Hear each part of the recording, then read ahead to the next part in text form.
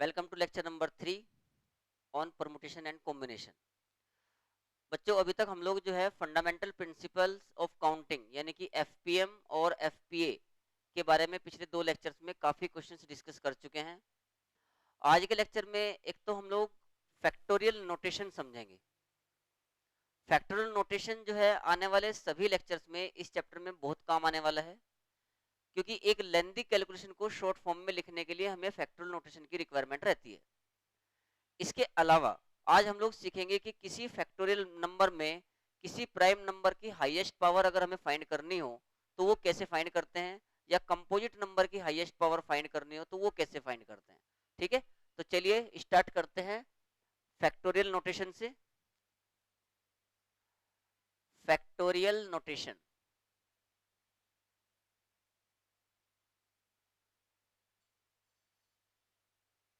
Factorial notation देखो, factorial जो है इसके लिए हम लोग ये एक्सक्लेमेशन या इस टाइप का सिंबल यूज करते हैं। दोनों में से कोई सा भी कर सकते हैं। अगर मैं ये बोल रहा हूं कि भाई if n belongs to n एक नेचुरल नंबर है, तो फैक्टोरियल n का मतलब होता है, अच्छा इसको अगर आप ऐसे लिखते हो और फैक्टोरियल आपने पहले बनाया तो फैक्टोरियल n पढ़ते हैं, और अगर ये एक्सक्लेमेशन आपने n लिख के इसके बाद ऐसे लगाया तो n फैक्टोरियल पढ़ते हैं। कैसे भी पढ़ो उससे कोई फर्क नहीं पड़ता है। ठीक है, तो n फैक्टोरियल का मतलब होता है product of first n natural numbers, product of first n natural numbers, product of first n natural numbers. ठीक है, मतलब n factorial is equal to 1 into 2 into 3 into 4 into dot dot up to last में n। ठीक है, और आपको जैसे मालूम है कि आप चाहो तो इसको ऐसे भी लिख सकते हो उल्टी तरफ से, रिवर्स ऑर्डर में, n into n minus one into n minus two into, और ये मल्टीप्लाई आपको रिवर्स ऑर्डर में तब तक करनी है जब तक कि आप 1 पर नहीं पहुंच जाते। ऐसा भी लिख सकते हैं। जैसे फॉर एग्जाम्पल मान लो आपको 5 फैक्टोरियल फाइंड करना है, 5 फैक्टोरियल। तो इसका मीनिंग क्या है? 5 फैक्टोरियल मतलब पहले 5 नेचुरल नंबर्स का प्रोडक्ट, मतलब 1 इंटू 2 इंटू 3 इंटू 4 इंटू 5। तो इसे जो है ये वैल्यू आ गई है 120। लेकिन हम लोग इसको हैबिट में डालेंगे, कैसे लिखेंगे? जैसे 5 फैक्टोरियल है तो आप इसको ऐसे भी लिख सकते क्या, इसमें से आप 5 इंटू 4 इंटू 3 इंटू 2 इंटू 1, बात तो एक ही है। मतलब इसका मुझे फायदा क्या होगा कि अगर मुझे किसी पर्टिकुलर प्लेस पर फैक्टोरियल को रोकना रहा तो मैं वो रोक सकता हूँ। जैसे मैंने यहाँ पर 5 को अलग कर लिया, और यहाँ से अगर आप ध्यान से देखो तो 4 इंटू 3 इंटू 2 इंटू 1 लिखा हुआ है, तो ये 4 फैक्टोरियल हो गया ऐसे। तो 5 फैक्टोरियल को मैं 5 इंटू 4 फैक्टोरियल लिख सकता हूँ। इसके अलावा अगर मान लो ऐसा कहीं आता है 6 फैक्टोरियल, तो 6 फैक्टोरियल को जैसे 6 इंटू 5 इंटू, अब इसके आगे जो 4 इंटू 3 इंटू 2 इंटू 1 है उसको फिर से 4 फैक्टोरियल लिखा जा सकता है। तो इसके दो फायदे हैं। पहला फायदा, एक बहुत बड़ा नंबर था, जैसे मान लो आपके सामने 8 फैक्टोरियल आ जाता या 20 फैक्टोरियल आ जाता, तो 1 से लेके 20 तक का प्रोडक्ट लिखना, जो इतना बड़ा नंबर लिखने में आएगा, उसको कंसाइज फॉर्म में हम सीधा सीधा 8 फैक्टोरियल लिख सकते हैं या 20 फैक्टोरियल लिख सकते हैं, जैसा भी रहा। तो बड़े नंबर को छोटे फॉर्म में लिखना सीख रहे हैं हम फैक्टोरियल नोटेशन के द्वारा। ये हमारा इसमें बेनिफिट है। एक लेंथी कैलकुलेशन तो देखने में एक एक्सप्रेशन बड़ा हो सकता था, वो छोटा हो जाता है। ठीक, तो अब आप मुझे बताओ 1 फैक्टोरियल का वैल्यू क्या होगी? 1 फैक्टोरियल 1 होगी, बिल्कुल सही है। अगर 2 फैक्टोरियल निकालना रहा तो 2 इंटू 1 मतलब 2। 3 फैक्टोरियल कितना आएगा? 6। 3 इंटू 2 इंटू 1 मतलब 6 हो गया। 4 फैक्टोरियल क्या आएगा? बिल्कुल सही बात है, 4 इंटू 3 इंटू 2 इंटू 1 मतलब 24 आ गया है। 5 फैक्टोरियल क्या आएगा? 120। अब देखो, अब इसके आगे फायदा उठा सकते हैं। जैसे 5 फैक्टोरियल है, इसको मैंने लिख लिया 5 इंटू 4 फैक्टोरियल, और 5 इंटू 4 फैक्टोरियल अभी आपने निकाला 24 है, तो 24 5 जा 120 डायरेक्ट लिख सकते हैं। अब बात आई 6 फैक्टोरियल की, बिल्कुल, तो 6 फैक्टोरियल को 6 इंटू 5 फैक्टोरियल लिख लिया, तो 6 इंटू 120 मतलब 720, और 7 फैक्टोरियल 7 इंटू 6 फैक्टोरियल मतलब 7 इंटू 720 5040। तो 1 फैक्टोरियल से लेके 7 फैक्टोरियल तक के नंबर्स के जो 1 से 7 तक के फैक्टोरियल्स हैं, इनकी जो वैल्यूज होती हैं वो आपको एकदम याद होनी चाहिए। बात समझ में आ गई? यहां तक क्लियर है एकदम? ओके। इसके अलावा अगर आपने एक बात यहां पर नोटिस की हो, तो जैसे n फैक्टोरियल है, अब अगर मैं n फैक्टोरियल में से n को बाहर लेता हूं, n फैक्टोरियल में से मैंने n को बाहर लिया, तो ये है n फैक्टोरियल। अगर मैं n को बाहर लेता हूं तो आप देख सकते हो कि अंदर जो है ना वो n माइनस 1 फैक्टोरियल ऐसा बचेगा, बचेगा कि नहीं बचेगा? मतलब समझने की बात यह है कि जब भी आप किसी भी नंबर को फैक्टोरियल से बाहर निकालते हो तो उस नंबर से एक कम फैक्टोरियल के अंदर रह जाता है। जैसे यहां पर फिर से समझ लो, जब आप 7 फैक्टोरियल ले रहे थे तो आपने इसको लिखा 7 into 6 into 5 into 4 into 3 into 2 1, तो 7 इंटू जब आगे जो बच गया 6 5 4 3 2 1 वो 6 फैक्टोरियल है। मतलब मैंने 7 फैक्टोरियल में से 7 को बाहर लिया, तो उससे एक कम यानी कि 7 माइनस 1 6 वो फैक्टोरियल के अंदर रह गया। अगर नेक्स्ट स्टेप में और जरूरत है, मान लो मुझे 6 को भी बाहर निकालना है, तो मैंने 6 को बाहर निकाला, तो 6 से एक कम यानी कि 5 वो फैक्टोरियल के अंदर रह जाएगा। नेक्स्ट स्टेप में 7 इंटू 6 इंटू 5 इसको बाहर लिया तो अंदर 4 फैक्टोरियल रह जाएगा। ठीक है? तो याद ये रखना है आपको कि जब भी फैक्टोरियल के अंदर वाला जो नंबर होगा वो बाहर आएगा तो फैक्टोरियल के अंदर उससे एक कम बचेगा। ये बात एकदम ध्यान में रखना। ठीक है? अच्छा, यहां से हम एक बात और निष्कर्ष निकाल सकते हैं कि अगर मैं इस n को इधर ले जाऊं तो n minus 1 factorial is equal to n factorial upon n हो गया। And if I put n equal to 1 on both sides, n equal to 1, तो इधर तो लेफ्ट साइड में तो 0 फैक्टोरियल हो गया और राइट में क्या हुआ 1 फैक्टोरियल अपॉन 1, लेकिन 1 फैक्टोरियल तो 1 होता है, तो 0 फैक्टोरियल इक्वल टू 1 बाई 1, मतलब 0 फैक्टोरियल की वैल्यू भी 1 होती है, ये ध्यान रखना। तो 0 फैक्टोरियल की वैल्यू भी 1, 1 फैक्टोरियल की वैल्यू भी 1। क्लियर होगी इतनी बात? चलिए अब इसके ऊपर एक दो क्वेश्चन लेते हैं, देखते हैं कैसे क्वेश्चन बनते हैं इसके ऊपर।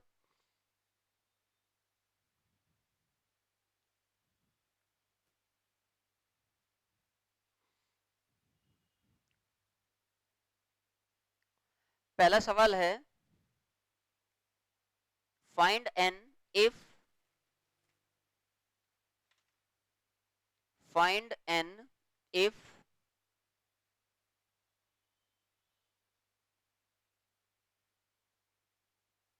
if इसके दो पार्ट है। फर्स्ट है n plus 1 factorial is equal to 12 into n minus 1 factorial, 12 into n minus 1 factorial. और सेकंड है n plus 2 factorial, n plus 2 factorial is equal to 2550 into n factorial, 2550 into n factorial. ठीक है? Okay, चलिए समझते हैं पहला सवाल। देखो,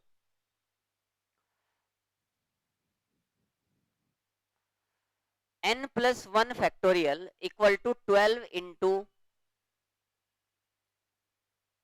n माइनस 1 फैक्टोरियल। ये ध्यान रखना, नेगेटिव नंबर्स के फैक्टोरियल नॉट डिफाइंड है, नेगेटिव नंबर्स के फैक्टोरियल डिफाइन नहीं होते। देखो, n प्लस 1 फैक्टोरियल को हम लिख सकते हैं बेटा, अगर मैं n प्लस 1 को बाहर ले लूं तो अंदर बचा n फैक्टोरियल। अभी बताया था मैंने आपको कि किसी भी फैक्टोरियल के अंदर जो नंबर रहेगा, अगर आप उसको फैक्टोरियल से बाहर निकालते हो तो उससे एक कम नंबर फैक्टोरियल के अंदर रह जाता है। तो जब मैंने n+1 को बाहर निकाला तो आपके पास यहाँ n फैक्टोरियल रह गया, is equal to 12 into n-1 factorial, ऐसा बना। कब तक बाहर निकालना है ये ध्यान दो। देखो ये छोटा नंबर है और ये बड़ा है फैक्टोरियल में, इसका मतलब इसे रिड्यूस कर करके इस तक पहुंचाया जा सकता है। तो हमें ये बाहर निकालने का सिलसिला तब तक जारी रखना है जब तक कि छोटे फैक्टोरियल के बराबर ना आ जाए। ओके, तो नेक्स्ट स्टेप में, हालांकि आप ये दोनों काम एक भी स्टेप में कर सकते थे, n+1 तो ऐसे का ऐसे ही। अब इस n फैक्टोरियल से हमने n को बाहर निकाला, तो n इंटू, अब फैक्टोरियल में क्या रह गया, n-1 factorial is equal to 12 into n-1 factorial. n-1 factorial cancel out हो गया, इन दोनों को मल्टीप्लाई करो, कितना आ रहा है, n² प्लस n, 12 को उठा कर ले आओ, -12 इक्वल टू 0। तो n+4 into n-3 equal to 0, ये इसके फैक्टर्स हो गए। तो यहां से हमारे पास n इक्वल टू, एक तो -4 आया और n इक्वल टू 3 आया, यहां तक कोई प्रॉब्लम। लेकिन अगर आप n की वैल्यू -4 लेते हो बेटा, देखो तो ये क्या है, फैक्टोरियल के अंदर नेगेटिव क्वांटिटीज बन जाएगी, और फैक्टोरियल जो है नेगेटिव नंबर्स के डिफाइन नहीं होते हैं, इसलिए n equal to -4 will be rejected. n equal to 3, अब ये सही आंसर है कि नहीं ये भी आप चेक कर सकते हो। देखो ध्यान से, आपने n को 3 लिया, तो 3 + 1 4 फैक्टोरियल, 4 फैक्टोरियल इज 24, और 3 - 1 इज 2 फैक्टोरियल, 2 फैक्टोरियल इज 2, और 12 इंटू 2 इज 24। मतलब n इक्वल टू 3 जो है वो दी गई इक्वेशन को सेटिस्फाई कर रहा है। It means n equal to 3 is the correct answer. अब आ जाओ सेकंड क्वेश्चन पे। सेकंड में देखो, n+2 factorial equal to 2550 into n factorial है। अब देखो इसे हम ऐसे लिख सकते हैं कि मैंने पहले n+2 को बाहर निकाला, तो अंदर बचा n+1 फैक्टोरियल, फिर n+1 को भी बाहर निकाला, साथ के साथ ही जब n+1 को भी बाहर लिया तो अंदर बचा n फैक्टोरियल, यही बचेगा कि नहीं, is equal to 2550 into n factorial, n factorial से n फैक्टोरियल कैंसिल, तो इन दोनों को मल्टीप्लाई करो, n² plus 3n plus 2 minus 2550 is equal to 0। तो n² प्लस 3n माइनस 2548 इतने बचा, इक्वल टू 0। 2548 के ऐसे फैक्टर्स करो जिनका डिफरेंस 3 आता हो, 50, 52 एंड 49। ओके, तो इसके फैक्टर हो रहे हैं n plus 52 into n minus 49। Check कर लो, फैक्टर्स आप लोग इजीली कर सकते हैं। 52 और 49 का जो प्रोडक्ट है वो 2548 ही आता है, और इन दोनों का जो डिफरेंस है वो 3 है। तो यहां से n की दो वैल्यू आई, एक n इक्वल टू -52 और n इक्वल टू 49। लेकिन जैसे कि हमने पहले भी बताया था कि n इक्वल टू -52 लेने पर ये वैल्यू नेगेटिव हो जाएगी फैक्टोरियल के अंदर, जो कि डिफाइन नहीं होगी, तो इसलिए this will be rejected. So n equal to 49 will be accepted. Clear हो गया? एक बहुत बढ़िया सवाल है फैक्टोरियल के ऊपर ही, फैक्टोरियल नोटेशन के ऊपर, उसको देखो।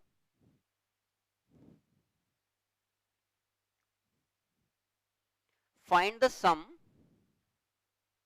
Of the series example 2। Find the sum of the series summation k equal to 1 to n k into k factorial. Find the sum of the series summation k equal to 1 to n k into k factorial। ये सम बताना है हमें कितना आएगा, ठीक है। तो अगर आप इसको ध्यान से देखो और इसको आप एक्सपेंड करना चाहो तो आप समझ गए होगे इसका मीनिंग क्या, एक्सपेंडेड फॉर्म में 1 into 1 factorial plus 2 into 2 factorial plus 3 into 3 factorial, और ये जाएगा up to n into n factorial तक, ऐसे ही जाने वाला है। लेकिन जब भी ऐसा कोई सम वाला सवाल आए ना फैक्टोरियल में, तो आपके माइंड में हमेशा एक बात आनी चाहिए, वो है डिफरेंस मेथड। आप पहले इसको ऐसे दो टर्म्स के डिफरेंस में लिखो, जिनमें बाद में जब हम k equal to 1 2 3 up to n रखें तो टर्म्स कैंसिल हो जाए, ठीक है ना, जो हम लोगों ने एक कल्याण मेथड के नाम से सीखा था, किसमें, सीक्वेंस एंड सीरीज में, ठीक है, मेथड्स ऑफ डिफरेंस। वैसे ही इसको कन्वर्ट किया जा सकता है। कैसे करेंगे देखो, इसे summation k equal to 1 to n k into k factorial equal to, देखो इसको ऐसा लिख सकते क्या, summation k equal to 1 to n k into, बल्कि इसको ऐसे रखते हैं, इसको लिखते हैं k प्लस 1 माइनस 1, ऐसा लिख सकते हैं, देखियो k को, और ये k factorial as it is. बताओ इससे कोई दिक्कत वाली बात है क्या?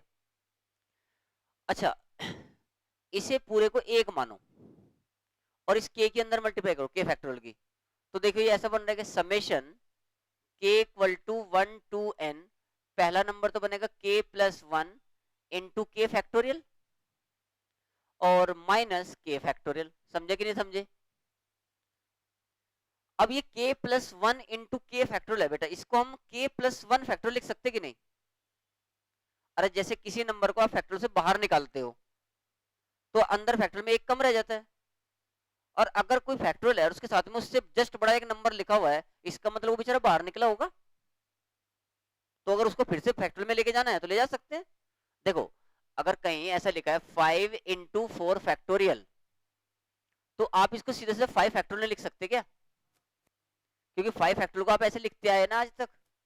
तो ऐसे ही यहाँ पर क्या है, ये k प्लस 1 बाहर है और k फैक्टोरियल अंदर है, तो अगर आप क्लब करना चाहो तो summation k equal to 1 to n k into k factorial is equal to summation k equal to 1 to n, ये बन गया है k plus 1 factorial minus k factorial. बताओ बात समझ में आई कि नहीं आई?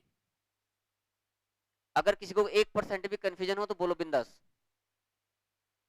ये k प्लस 1 और k फैक्टोरियल को k प्लस 1 फैक्टोरियल लिख सकते क्या? वही लिखा और कुछ भी नहीं किया, k factorial as it is, ठीक है। अब इसके आगे का प्रोसेस बिल्कुल वैसे के वैसे जैसे अभी तक करते आए थे। k की वैल्यू पहले 1 डालो, देखो 1 डालने पे क्या मिलेगा, यहाँ 2 फैक्टोरियल माइनस 1 फैक्टोरियल, ये पहली टर्म बनेगी। k की जगह 2 डालो, 3 फैक्टोरियल माइनस 2 फैक्टोरियल, समझ में आ रहा है? k की जगह 3 डालो, 4 फैक्टोरियल माइनस 3 फैक्टोरियल, क्लियर है? k की जगह 4 डालो तो 5 फैक्टोरियल, अभी तो समझ में आ गया होगा हो क्या रहा है। लास्ट में जब आप k की जगह पर n पुट करोगे तो क्या बनेगा, n plus 1 factorial minus n factorial. अब इनको करना ऐड, तो देखियो इस 2 फैक्टोरियल से इसका कल्याण हुआ, 3 फैक्टोरियल से इसका कल्याण हुआ, 4 फैक्टोरियल से इसका कल्याण हुआ, ऐसे सब टर्म करते रहे। केवल यहाँ पर स्टार्टिंग में 1 फैक्टोरियल बचा, लास्ट में ये यहाँ तक सब कट जाते n फैक्टोरियल तक, इससे पहले वाली टर्म से कट जाएगा ये, तो आपके पास क्या बचा, n प्लस 1 फैक्टोरियल, एक तो वो बचेगा, और एक ये माइनस 1 फैक्टोरियल मतलब 1। This is the required sum, clear, note it.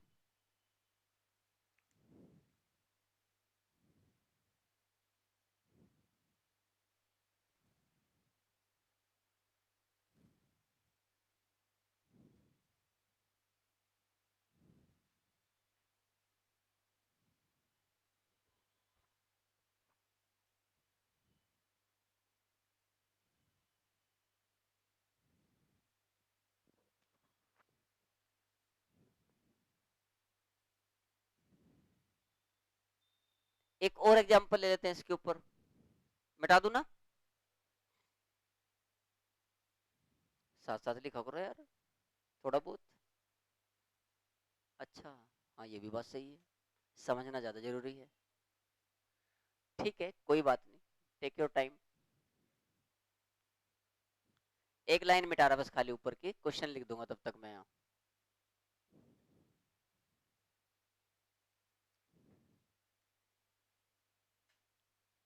Third example, prove that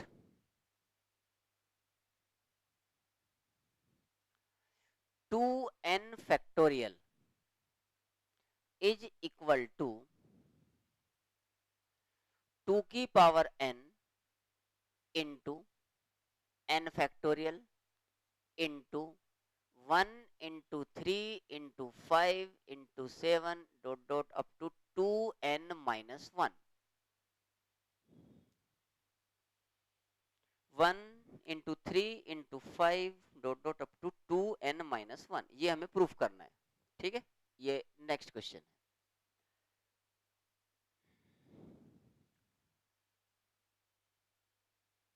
binomial theorem में फैक्टोरियल नोटेशन में आप लोगों ने जो क्वेश्चन देखे थे उसके अलावा डिफरेंट है ये, ताकि और थोड़ा डिफरेंट क्वेश्चंस प्रैक्टिस हो जाए।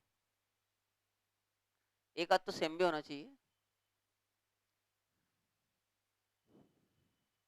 मिटा दूं?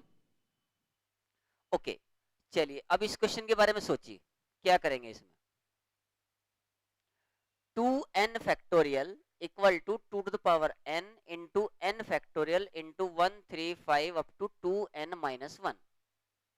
ओके, तो बिल्कुल stick to the definition of the factorial notation, और ज्यादा कुछ गहराई में जाने की जरूरत नहीं है। देखो ध्यान से,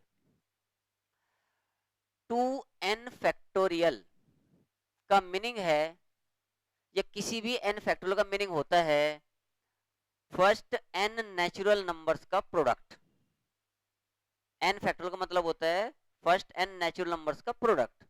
तो ऑफ कोर्स 2n फैक्टोरियल का मतलब क्या हुआ? फर्स्ट 2n नेचुरल नंबर्स का प्रोडक्ट। ये मीनिंग हुआ कि नहीं?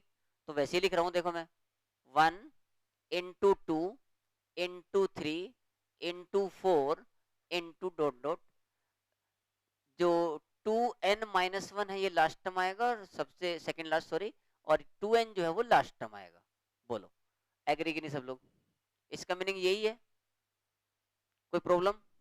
ठीक है, अभी जो 1 3 5 जो ओड नंबर्स हैं उनको एक जगह कर रहे, और जो इवन नंबर्स हैं उनको एक जगह कर रहे हैं, तो मल्टीप्लाई में ना ये। भाई कहीं देखो अगर ऐसा लिखा है 1 इंटू 2 इंटू 3 इंटू 4 ऐसा लिखा, तो मैं इसे ऐसे लिख सकता क्या? 1 इंटू 3 इंटू 2 इंटू 4। बताओ ऐसा लिखने में कोई प्रॉब्लम है क्या? तो वैसे ही लिख रहा हूं मैं फिलहाल इसको। तो मैंने क्या किया, जो ओड इवन वाले हैं 2 into 4 into 6 into 8 into 2n, ये तो ले लिए एक जगह, और जो ओड वाले बचे वो एक जगह ले लो, 1 into 3 into 5 into 7 into last में 2n माइनस 1। समझ में आया क्या? ये कैसे आया? तो 2n फैक्टोरियल में तो 2n ही आएगा ना लास्ट में।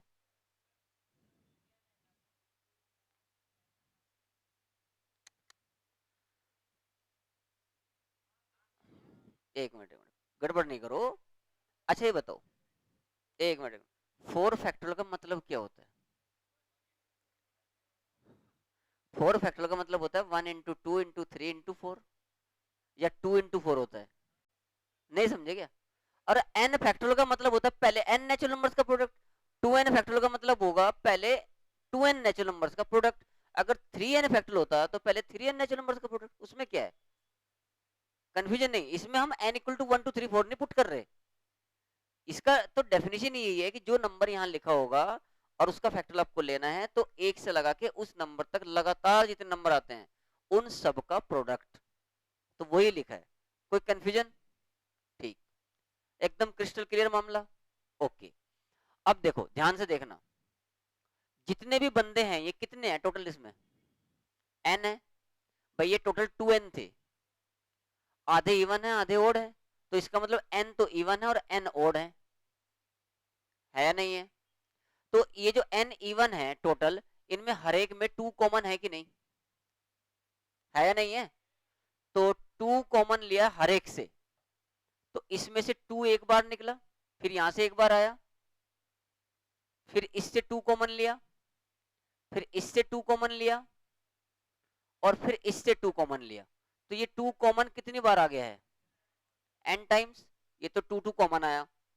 अंदर क्या बच रहा देखियो, 1, यहाँ 1 बचेगा, यहाँ क्या बचेगा, फिर लास्ट में n, 2n में से भी 2 कॉमन लिया है। और ये बंदा as it is 1 into 3 into 5 into dot dot last में 2n-1। Clear? 2 into 2 into 2 n बार हो रहा है तो 2 की पावर n हुआ। इसको पहचानो कौन? n factorial. एक से लगा के n तक के कॉन्सिक्यूटिव नेचुरल नंबर्स का प्रोडक्ट। और ये 1 into 3 into 5 into dot dot 2n-1 hence prove. यही हमें प्रूफ करना था। आगे समझ में? क्लियर है?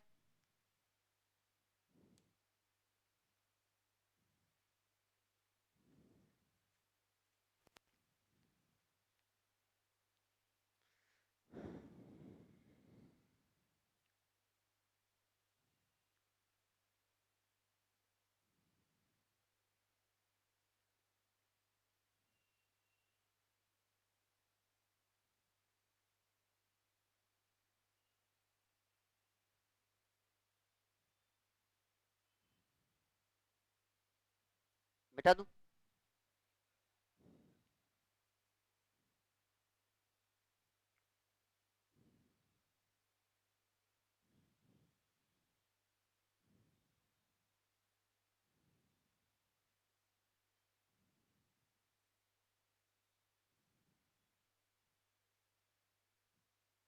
तो उम्मीद है कि आप लोगों को फैक्टोरियल नोटेशन जो है वो अच्छे से समझ में आ गया होगा।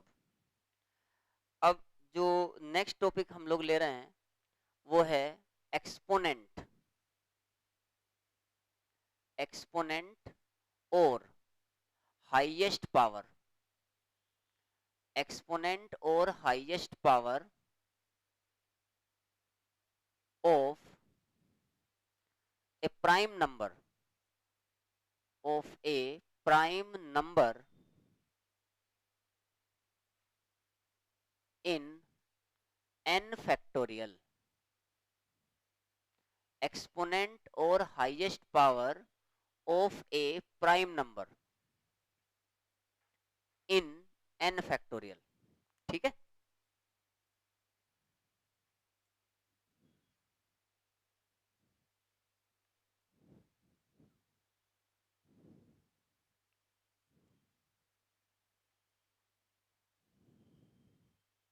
ओके, तो इसकी जो एक थ्योरी है, जो इससे रिलेटेड एक फॉर्मूला भी आता है, उस पे जाने से पहले आप इस क्वेश्चन को ऑब्जर्व करो, अच्छे से फील करो कि कहना क्या चाह रहा है।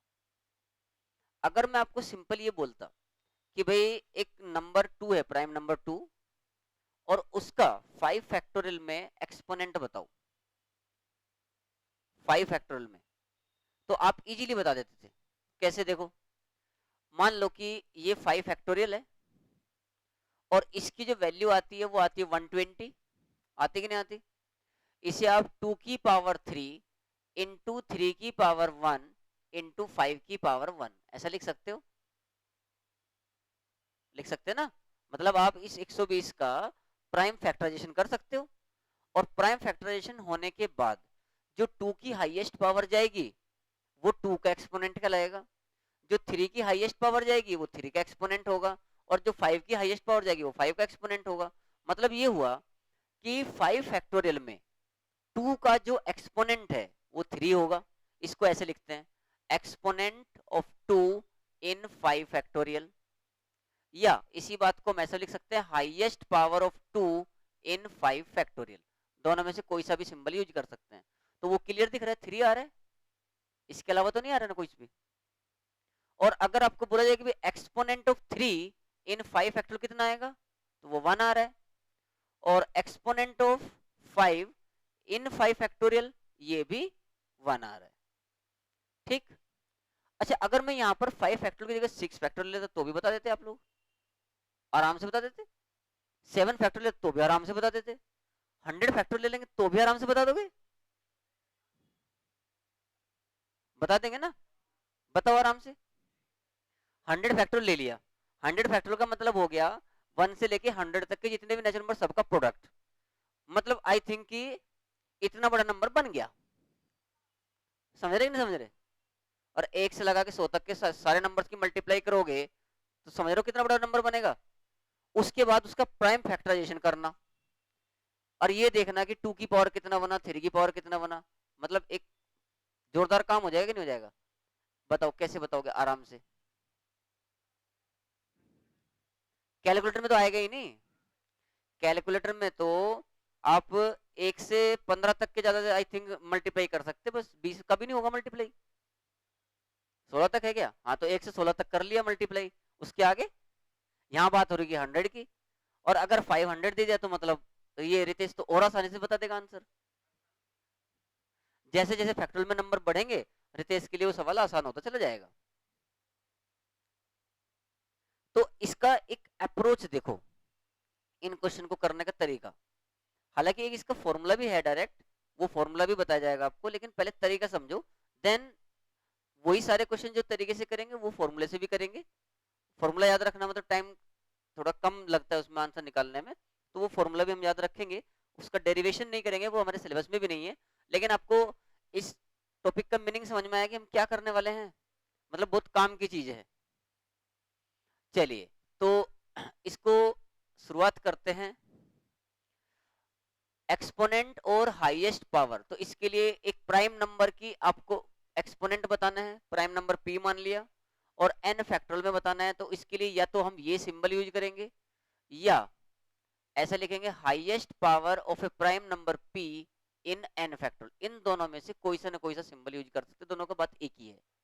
एक एग्जांपल लेते हैं, एग्जांपल में ही आपको इसका प्रोसेस समझ में आ जाएगा। एग्जांपल है find the exponent of 3, find the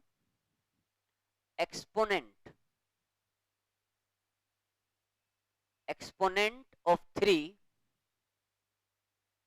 in 100 factorial, exponent of 3 in 100 factorial। ठीक है, तो देखो भाई, exponent of 3 in 100 factorial मतलब एक तरीके से ये फाइंड करना है, और find exponent of 3 in 100 factorial, ऐसा भी लिख सकते हैं। दोनों का मीनिंग एक ही है। तो पहले तरीके से करेंगे जिससे कि मतलब हमें फील हो कि ये एक्चुअली आ कैसे रही है पावर्स। तो उसके लिए भाई 100 फैक्टोरियल लिखना पड़ेगा, है कि नहीं? तो लिख लेते हैं 100 फैक्टोरियल को। 1 इंटू 2 इंटू 3 इंटू 4 इंटू 100 तक लिख दिया 100 फैक्टोरियल। ये सब मल्टीप्लाई में है, कभी इस डॉट डॉट से कंफ्यूज हो रहे हो तो मैं यहाँ पर मल्टीप्लाई का ही सिंबल लगा देता हूँ। ये सब मल्टीप्लाई में है 100 तक। ये थोड़ा और बड़ा लिख देते हैं, 1 into 2 into 3 into 4 into 5 into 6 into last second last 99 और इंटू 100। ये है 100 फैक्टोरियल का मीनिंग। टारगेट है मेरा 3 के पावर्स फाइंड करना, 3 की पावर हाईएस्ट क्या हो सकती है। तो उसके लिए मैंने क्या किया, जितने भी 3 के मल्टीपल्स हैं उन सबको एक साथ रख लिया और बाकी जनता को एक तरफ कर दिया। तो देखो 3 इंटू 6 इंटू 9 इंटू 99, ये बंदे सब एक जगह आ गए। और इंटू बाकी जो जनता रह गई वो कौन कौन है, 1 into 2 into 4 into 5 into 7 into dot dot last में 100। ये कोई किसी पैटर्न को फॉलो नहीं कर रहा, 3 3 गायब है सब में से। लेकिन ये बात पक्की है कि ये जो नंबर्स हैं, ये नंबर्स किसी भी तरीके से मल्टीप्लाई होके भी 3 या 3 का मल्टीपल नहीं बना रहे। तो मतलब इस क्वेश्चन का आंसर देने के लिए मुझे इसका कोई रोल नहीं दिख रहा है, इसका कोई रोल नहीं है या है। भाई कैसे भी करके किसी की भी मल्टीप्लाई कर लो 3 तो बनेगा नहीं, और ना 3 का कोई मल्टीपल बन रहा है, तो फिर इसका कोई जरूरत भी नहीं है, तो इसको भूल जाओ। क्योंकि 3 की पावर देखनी है ना हाईएस्ट कितनी बनेगी। अब इस पे ध्यान दो, देखिए हर बंदे में से 3 कॉमन आ रहा है कि नहीं, तो 3 कॉमन लिया और कितनी बार आएगा, कितने टर्म सही है, कितने टर्म सही है? देखो चलो ठीक है, एक मिनट, गड़बड़ नहीं करते। ये 3 है, इसको लिखा 3 इंटू 1, सही है। 6 को लिखा 3 इंटू 2, 3 इंटू 3 12 आएगा, इसके बाद 3 इंटू 4, और लास्ट में जो 99 है वो है 3 इंटू 33। ऐसा बोलो, सहमत है कि सब? तो 1 2 3 4 काउंट किया 33 तक, तो टोटल 33 टर्म्स हैं। इन 33 में हर एक में 3 3 है कि नहीं? तो सब में से 3 कॉमन आया। देखो 3 की पावर 1 मल्टीप्लाई में ही है ना सब ये, तो 3 की पावर 33 बाहर हुआ कि नहीं? 3 की पावर 33, और अंदर क्या बच गया देखियो, 1 into 2 into 3 into 4 into dot dot last में 33। 1 क्यों? नहीं समझे क्या? अच्छा, अब फिर से ऐसे ही करेंगे हम। हमें तो टारगेट है कि 3 की पावर लाना हाईएस्ट। अब इसमें से क्या करो, जितने भी 3 के मल्टीपल है फिर एक तरफ कर लो, और बाकी जनता को एक तरफ। तो 3 की पावर 33 तो ऐसे कैसे ही इनटू, देखना ध्यान से, 3 3 इंटू 6 इंटू 9 इंटू लास्ट में 33, और बाकी जो जनता है वो है 1 इंटू 2 इंटू 32 तक चला जाएगा जो भी बच गया। लेकिन ये जो बंदे हैं ना, इनमें से किन्हीं का भी प्रोडक्ट कर लो, 3 या 3 का मल्टीपल नहीं बनता, इसलिए इसका कोई रोल नहीं है 3 की पावर से लाने में। अब 3 की पावर 33 एज इट इज। अब इसमें आ जाओ, देखो इसको 3 इंटू 1, इसको 3 इंटू 2, 3 इंटू 3, 3 इंटू 11, ऐसा लिख सकते कि नहीं? मतलब 11 बार 3 कॉमन आएगा, यहां से एक बार 3, 1 2 3 4 11 बार 3 कॉमन आया, तो बाहर कितना निकला? 3 टू द पावर 11। तो 3 की पावर 33 तो पहले से था, और 3 की पावर 11 और आ गया बाहर। अभी देखना अंदर क्या बच रहा है, 1 इंटू 2 इंटू 3 इंटू 11। लेकिन हम तो इंटरेस्टेड केवल 3 की पावर में है, तो फिर से 3 के जो बंदे हैं उनको एक तरफ कर लेंगे। ऐसे तो आप लोग यहाँ देख के बता सकते 11 तक में, एक तो 3 की पावर 1 आएगा 3 में, एक 6 में आएगा, और एक 9 में आएगा। तो अभी इन सबकी भी मल्टीप्लाई किया तो 3 की पावर तो 3 बनने वाला है। समझ में आ रहा है कि नहीं आ रहा है? तो 3 की पावर, नहीं 4 बनेगा शायद, एक और 3 है ना, 3 है, फिर से एक और अब आएगा बिल्कुल बराबर। देखो ये 3 की पावर 44 हो गया है इनटू, अब इसमें देखो, नहीं 9 में 2 बार है ना 3,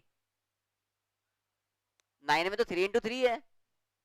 देखो इस पूरे में ही आप देख लो ध्यान से, एक तो 3 में 3 है, ये हो गया 3, यहां लिख लेते हैं, 3 में आएगा, फिर उसके बाद में 6 में आएगा, 6 को 3 इंटू 2 लिखा, और एक 9 में आएगा, तो 3 इंटू 3 2 बार आए ना, तो 3 3 3, तो 3 की पावर 4 बनेगा ना उसमें, बनेगा कि नहीं बनेगा?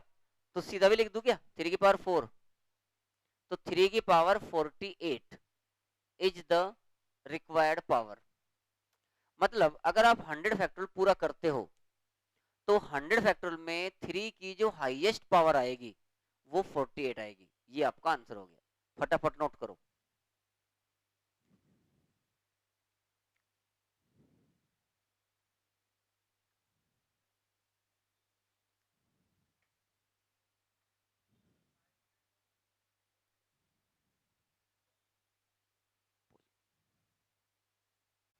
ओके तो अब यही सेम क्वेश्चन जो है हम लोग फॉर्मूला से करेंगे, और आप देखना उसमें बहुत मिनिमम टाइम लगता है, तो बेटर ये रहेगा कि आप लोग उस फॉर्मूला को याद रखें। लेकिन ये ध्यान रखना कि इस फॉर्मूला से केवल प्राइम नंबर का ही एक्सपोनेंट हम बता सकते हैं एन फैक्टोरियल में, कंपोजिट नंबर का नहीं।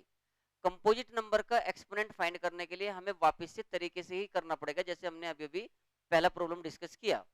तो फॉर्मूला क्या है देखिए ना ध्यान से, exponent of a prime number p in n factorial will be equal to gif n by p, ये ग्रेटेस्ट इंटीजर फंक्शन का सिंबल है, n by p plus n by p square plus n by p cube plus, और ये हमें तब तक लिखना है जब तक कि gif की वैल्यू 0 ना हो जाए, मतलब इसके बॉक्स के अंदर की जो क्वांटिटी है वो 0 से 1 के बीच में ना आ जाए।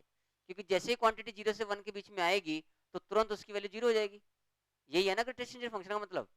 ये जो बॉक्स है this denotes greatest integer function. ये आप लोगों को फंडामेंटल्स ऑफ मैथमेटिक्स में पढ़ाया जा चुका है। तो अब अगर इसी क्वेश्चन को हम इस फॉर्मूले से करें, और आसान है, याद रखना, कुछ बहुत भारी भरकम काम नहीं है।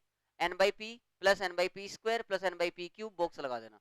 लेकिन ध्यान रखना केवल और केवल प्राइम नंबर के लिए है, ये कंपोजिट के लिए नहीं है। ये बात फिर से बता रहा हूं मैं। अब देखो सवाल ये था कि एक्सपोनेंट ऑफ 3 इन 100 फैक्टोरियल बताओ। Exponent of 3 in 100 factorial. तो n का काम तो यहां पर 100 कर रहा है, तो 100/3 प्लस 100/3 स्क्वायर, आ रही बात समझ में, प्लस 100/3 क्यूब प्लस 100/3 की पावर 4। बस यहीं तक जाएंगे, इसके आगे जाने की जरूरत नहीं है। क्यों? क्योंकि ये 81 बन गया। 81 100 को जब 81 से आप डिवाइड करोगे तो 1 पॉइंट समथिंग आएगा। आप चाहो तो एक टर्म और लिख सकते हो, क्योंकि ये जो है 100/3 की पावर 5, ये वैल्यू 1 से कम हो गई ओवरऑल। हो गई कि नहीं 1 से कम, लेकिन 0 से बड़ी है, तो इसका मतलब इसकी ग्रेटेस्ट इंटीजर वैल्यू 0 हो गई। अब इसके आगे सबकी 0 ही होनी है, तो जैसे ही पहले 0 बनेगी वहां पर आपको रुक जाना है। ओके, अब देखो 100/3 मतलब 33 पॉइंट समथिंग। अब 33 पॉइंट समथिंग उसका ग्रेटेस्ट इंटीजर कितना, 33, तो 33 आ गया, प्लस 100/9 11 पॉइंट समथिंग था, तो इसका ग्रेटेस्ट इंटीजर वैल्यू जो है 11 आएगी। 100/27 3 1 और आगे 0, टोटल करो आंसर, दैट्स इट। तो exponent of 3 in 100 factorial is 48। जिन लोगों को ये समझ में आ गया है वो इस एक एग्जांपल को और कर सकते हैं। Find exponent of 5 in 100 factorial.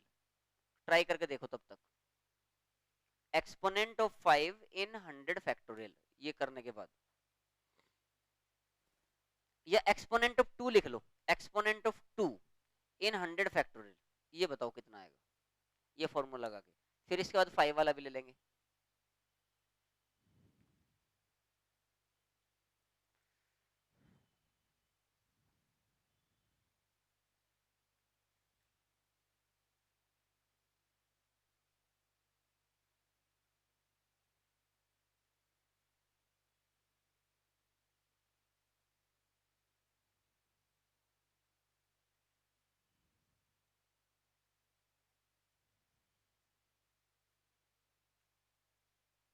तो अगर आप लोगों ने इसकी कैलकुलेशन कर ली हो तो एक्सपोनेंट ऑफ 2 इन 100 फैक्टोरियल जो है ना वो ये आता है 97। ठीक है, ये 97 आएगा।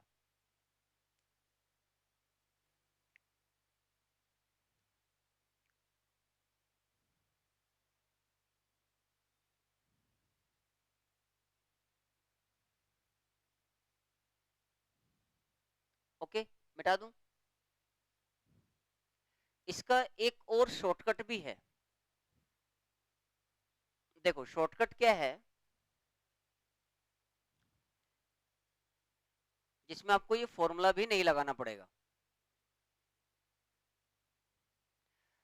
जैसे आपको ध्यान दो भाई, 100 को 100 फैक्टोरियल में आपको 3 का एक्सपोनेंट चाहिए, 3 का एक्सपोनेंट। तो आप क्या करो, इसे 3 से डिवाइड करो। 3 से डिवाइड करेंगे तो जितनी बार इंटीजर आएगा ना केवल उतना ही लिखना है। तो कितनी बार आएगा, 33। तो 33 आ गया, वो पॉइंट समथिंग क्या बचा वो नहीं लिखना। ये मैं कोई एलसीएम लेना नहीं सिखा रहा आपको, एक डिवाइड करने के लिए बोल रहा हूँ। फिर जो ये आया 33, इसको फिर 3 से डिवाइड करो, कितना आया 11, वो 11 लिखो यहाँ पर। फिर इस 11 को 3 से डिवाइड करो तो कितना आएगा 3, 3 बार डिवाइड होगा ना, तो फिर 3 लिखो। फिर इस 3 को 3 से डिवाइड करो, एक बार डिवाइड होगा, फिर 1 लिखो, टोटल करो, देखो 48। तो सीधा भी आंसर आ सकता है। ये महा शॉर्टकट मेथड है।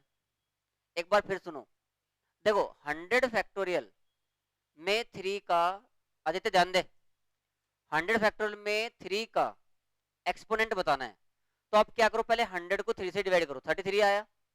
जितनी बार इंटीजर टाइम जितनी बार डिवाइड होगा ना, वो नंबर लिखते रहना आपको। जितनी बार डिवाइड होता है उसको फिर से 3 से डिवाइड करो, 11 बार डिवाइड हुआ, फिर 11 लिखा हमने, फिर 11 को 3 से डिवाइड किया, 3 बार डिवाइड हुआ।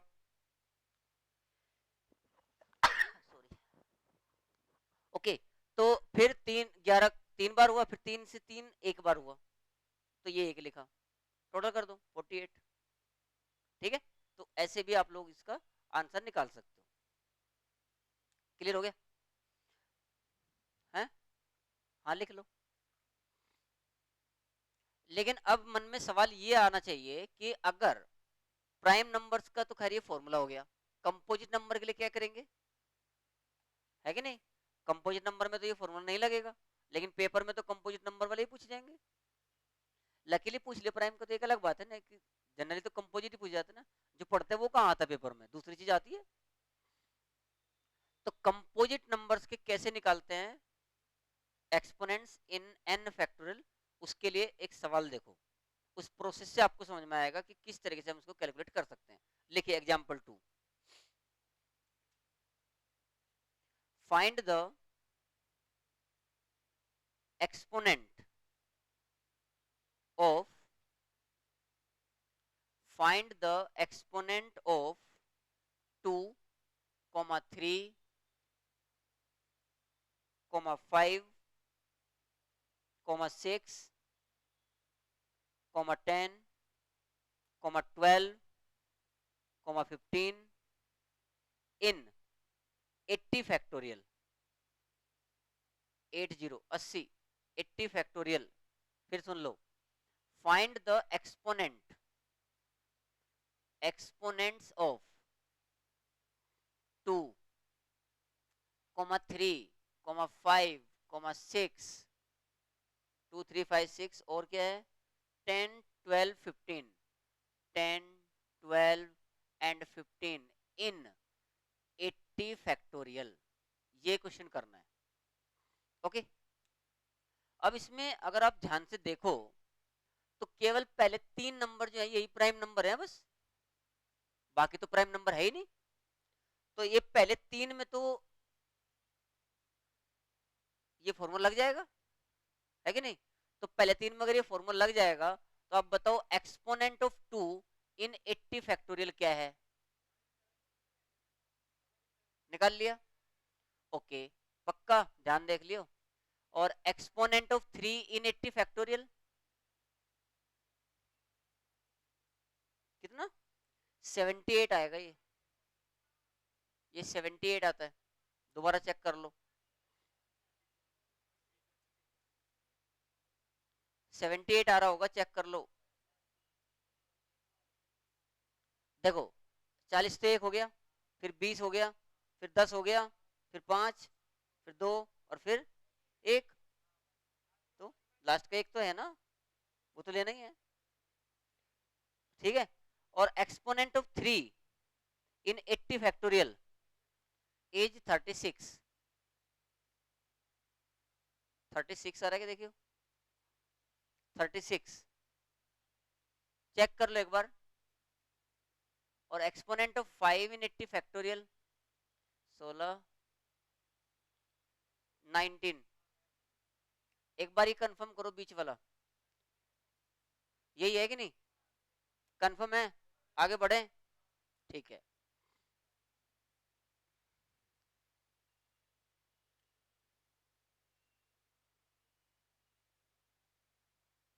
सही है यहाँ तक? देखो ध्यान दो भी, अब मैंने क्या किया, 80 फैक्टोरियल लिखा इक्वल टू 80 फैक्टोरियल में 2 की पावर तो 78 आ रहा है, 3 की पावर आ रहा है 36, 5 की पावर आ रहा है 19, और बाकी का मुझे पता नहीं, और भी लोग आ रहे हैं 7 की पावर समथिंग, फिर उसके बाद 7 के बाद 11 आएगा, है कि नहीं? तो मान लो 7 की पावर ए आ रहा है, आगे 11 की पावर बी आ रहा है, ये सब प्राइम फैक्टराइजेशन किया हमने इसका। अब अगर यहाँ तक पहुंच गए हो और यहाँ तक कोई प्रॉब्लम ना हो तो इसके आगे ध्यान दो, इस टाइप का सवाल आपके पेपर में पूछे जाएंगे, 100% है। कौन सा? ये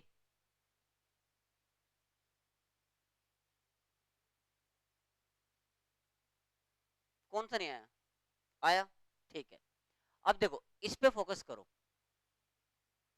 एक्सपोनेंट ऑफ 6 चाहिए मुझे, एक्सपोनेंट ऑफ 6। तो देखना, इसे मैं ऐसा लिख सकता हूँ क्या, 2 की पावर 36 कम करो, इसमें से 36 घटाओ तो कितना बचा, 42। 2 की पावर 42 इंटू 2 की पावर 36 ऐसा लिख सकता हूँ कि देखिए, और इंटू 3 की पावर 36, क्योंकि जब 2 और 3 का कॉम्बिनेशन होगा तभी 6 बन सकता है, और तो किसी के साथ बनेगा नहीं 6। और इंटू 5 की पावर 19 इंटू 7 की पावर a इंटू 11 की पावर b, ये सब जो भी है, और भी लिखना चाहो तो लिख सकते हो, और यहाँ तक भी डॉट डॉट लगा सकते हो, कोई प्रॉब्लम नहीं है। अब अगर आप इसको ध्यान से देखो तो ये अपने आप ही बोला ना चिल्ला चिल्ला के 6 की पावर 36 बनेगा, या कहीं और भी बनने वाला है 6, देखियो। इसके अलावा 6 कहीं और बनेगा किसी भी तरीके से? नहीं बनेगा ना। तो इसका मतलब ये हुआ कि आपके पहले सवाल का answer exponent of 6 in 80 factorial कितना, 36, क्योंकि 6 की पावर 36 बना है। ऑल क्लियर या कोई कंफ्यूजन? चलिए इसका काम हो गया। अब 10 बनाना है, 10 बनाना है तो किसको किसको रखना पड़ेगा, 5 को 2 को। अब देखो 5 की पावर 19 है, तो इससे 2 की पावर 19 साथ में ले लो, तो 10 की पावर 19 बन जाएगा। या किसी और तरीके से भी 10 बन सकता है, देखियो। आप इससे 2 की पावर 19 इसके साथ लगाओगे तो 10 की पावर 19 बनेगा। इसके अलावा और कोई तरीका नहीं है 10 बनाने का, नहीं बनेगा ना। तो क्लियर दिख गया कि एक्सपोनेंट ऑफ 10 इन 80 फैक्टोरियल कितना, 19, जो 5 की पावर में है, क्योंकि 2 की पावर में बहुत ज्यादा है उससे, तो 2 की पावर 19 यहाँ दिया जा सकता है। तो 10 की जो हाईएस्ट पावर अगर आप निकालना चाहो तो 10 की हाईएस्ट पावर जो है 80 फैक्टोरियल में वो 19 आएगी। और एक मजेदार बात, जब ये आई गया 10 की बात, तो नंबर ऑफ जीरोज पूछता है, number of zeros in 80 factorial. मतलब जब आप 80 फैक्टोरियल को एक्सपेंड कर दोगे तो जितना बड़ा नंबर बनेगा उस नंबर में कितने जीरो होंगी, इसका मतलब 10 की एक्सपोनेंट पूछा आपसे, 10 की हाईएस्ट पावर कितनी है, उतनी तो जीरो चिपकाते हैं आप पीछे। तो इसका मतलब अगर आपसे ये पूछ लिया होता नंबर ऑफ जीरोज बताओ इन 80 फैक्टोरियल, तो आपका आंसर होता 19। आ गया समझ में? ओके चलिए दूसरे सवाल पे चलते हैं, आगे क्या बोल रहे हैं। 12 पे आओ, 12 पे। 12 एक्सपोनेंट ऑफ 12 इन 80 फैक्टोरियल। अब 12 बनाना है हमें, देखो ध्यान से, ये 6 की पावर 36 हो गया, और यहाँ 2 की पावर 36 ले सकते ना हम अभी भी, क्योंकि ये तो 42 है ना 42, तो 2 की पावर 6 इंटू 2 की पावर 36 लिख सकते हैं। तो 2 की पावर 36 इंटू 6 की पावर 36, यानी कि 12 की पावर 36, और इसके अलावा कहीं भी 12 नहीं बन रहा, नहीं बन रहा ना। तो इसका मतलब exponent of 12 in 80 factorial is 36। Clear है? चलो भाई 15 बनाओ, एक्सपोनेंट ऑफ 15 इन 80 फैक्टोरियल, बताओ सोच के बताओ। एकदम सही बात है, बिल्कुल होशियार हो गया तुम लोग। बट इससे जो है ना 3 की पावर 19 इसके साथ लिया जा सकता है, तो इसका आंसर आएगा 19। एकदम सही है, शाबाश, बहुत बढ़िया, नोट इट। इंटरेस्टिंग क्वेश्चन है ना ये। चलो एक और इंटरेस्टिंग लिखो, ये नोट करने के बाद लिखो। हाँ, ट्रिग्नोमेट्री से इजी है ये चैप्टर। अच्छा, ये तो मुझे नहीं पता था, ट्रिग्नोमेट्री ज्यादा इजी है यार। चलो ठीक है, तुम लोग बोल रहे हो तो मान लेते हैं बात कि यही इजी होगा। थर्ड लेक्चर है ना ये।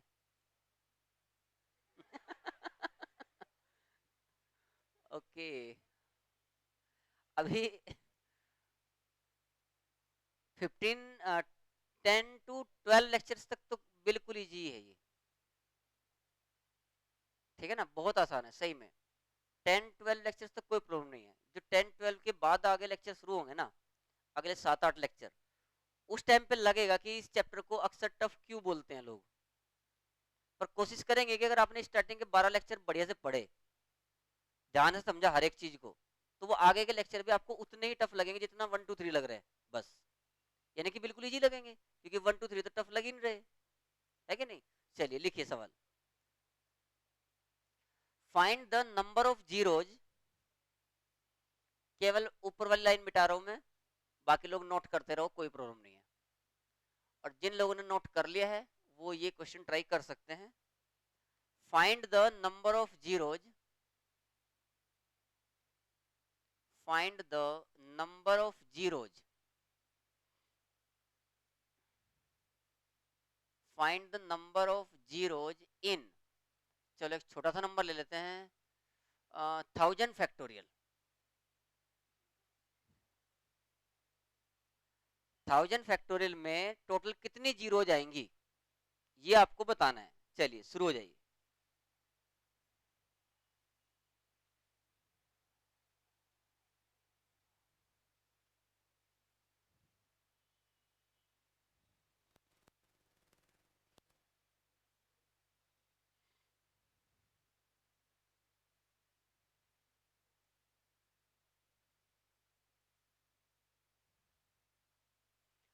तो जब आपको नंबर ऑफ जीरोज निकालनी हो तो आप 10 का एक्सपोनेंट देखना चाहेंगे।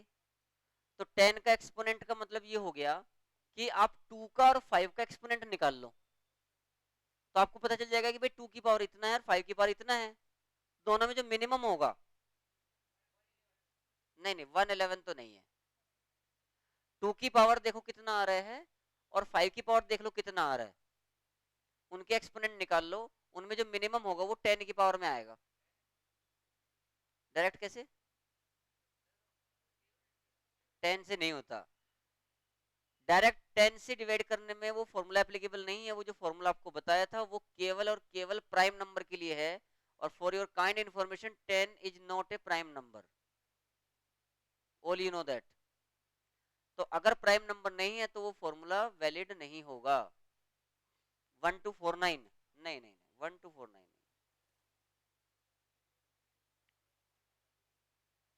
मैं करके बताऊं क्या? यस,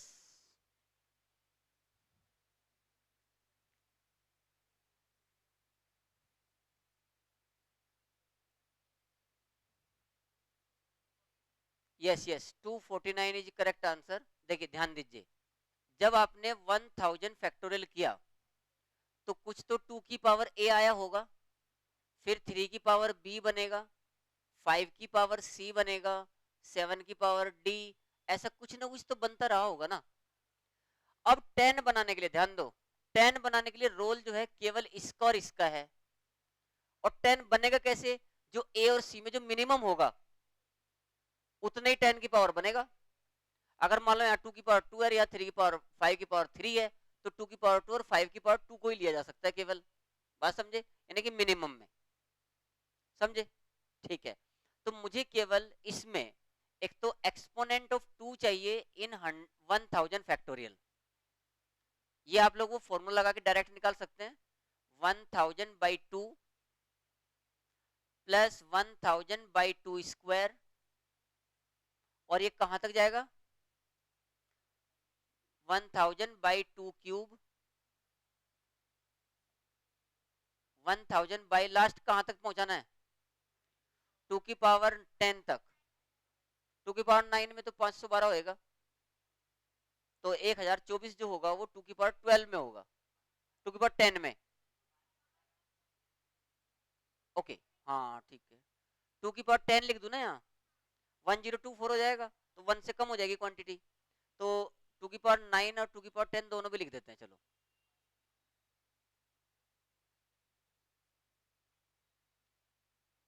ये वैल्यू 1 आएगी, ये 0 हो जाएगी, ठीक।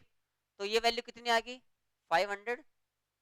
नेक्स्ट बोलो, 250, फिर 125, 62 बिल्कुल सही बात है, एकदम सही, 15 बिल्कुल सही, एकदम सही, बिल्कुल गुड। कुल मिला के कितना आया ये?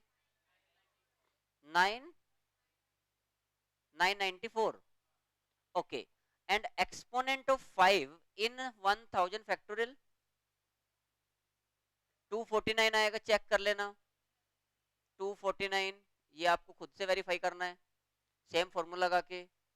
तो आप एक बात देखो, 5 की पावर तो 249 बन रहा है, और 2 की पावर कितना बन रहा है? 994। यानी कि इससे हम 2 की पावर 249 इसके साथ ले सकते हैं, ले सकते कि ले सकते, और उसके बाद वो 10 की पावर 249 बन जाएगा।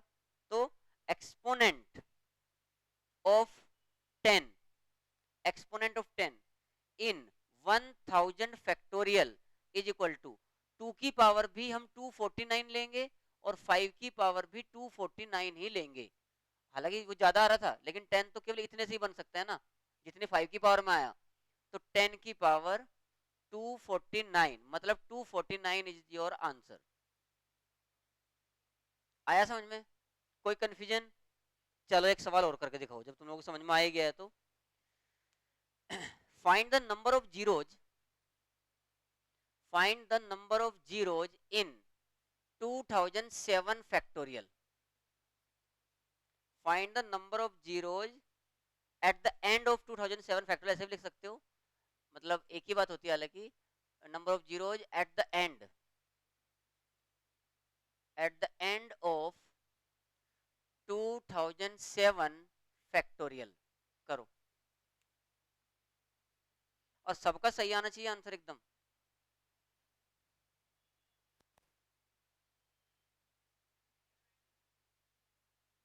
कितना? नहीं, 499 पहले 5 से डिवाइड किया, फिर 5 स्क्वायर से किया। देखो एक और बताऊं मैं आप लोगों को। यस यस यस, बिल्कुल। देखो जब हमें 10 का एक्सपोनेंट बताना होता है ना, तो हम 2 का और 5 का एक्सपोनेंट निकालते हैं, लेकिन हमेशा 5 वाला कम आता है, और जो कम आएगा उतना ही पावर बनने वाला है। तो जब भी नंबर ऑफ जीरोज निकालनी हो, तो आपको 2 की निकालने की जरूरत ही नहीं है, सीधे 5 की निकाल दो। जो 5 के पावर्स आएंगी, उतना 2 की पावर तो पक्का ही आएंगी। तो इसलिए आपका आंसर सीधा सीधा आ जाता। तो कितना आ रहा है? It's not 499, it's 500। 500 is the correct answer. इसका आंसर है 500।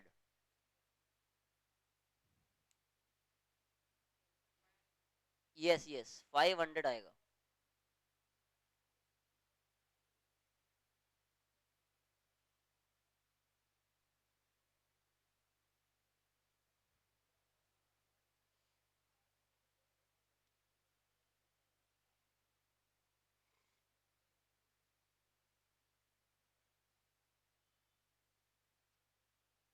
आ गया?